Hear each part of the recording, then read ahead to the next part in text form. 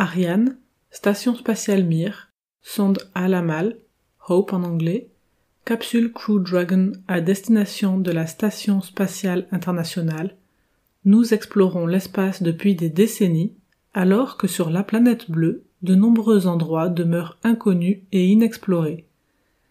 Et c'est particulièrement vrai pour nos océans, qui représentent 70% de la surface de la Terre et dont on ne connaît que 5%. Ça signifie que 65% de la planète sont toujours inexplorés.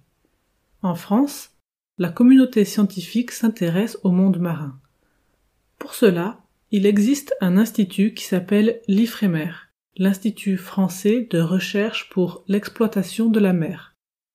C'est un établissement public sous la tutelle de 2 ministères, le ministère de l'écologie, du développement durable et de l'énergie, et le ministère de l'enseignement supérieur et de la recherche. Ainsi, quelques-uns des domaines d'études de l'IFREMER sont la surveillance, l'usage et la mise en valeur des mers côtières, les ressources de poissons, l'exploration et l'exploitation des fonds océaniques et de leur biodiversité, ou encore les grands équipements au service de l'océanographie. Ainsi, pour poursuivre ces projets, l'IFREMER a répondu à une sollicitation de Jean-Louis Etienne, qui est un médecin et explorateur français internationalement reconnu pour ses expéditions en Arctique.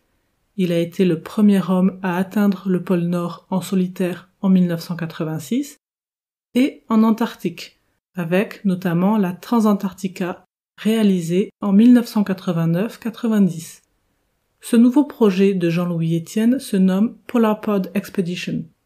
À l'heure actuelle, ce que l'on connaît de l'océan austral, c'est grâce aux satellites, aux balises Argo et aux animaux comme les albatros ou les éléphants de mer équipés de caméras et autres sondes. Cet océan reste donc bien méconnu et les scientifiques sont unanimes.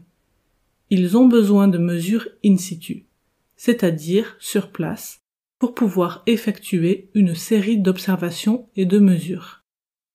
Le montant total de ce projet reste à l'heure actuelle inconnu et c'est avec les financements de différents partenaires français tels que l'IFREMER, le CNRS, le CNES, l'Agence nationale de la recherche, EDF ou encore la Fondation Total que ce projet verra le jour à l'horizon 2023.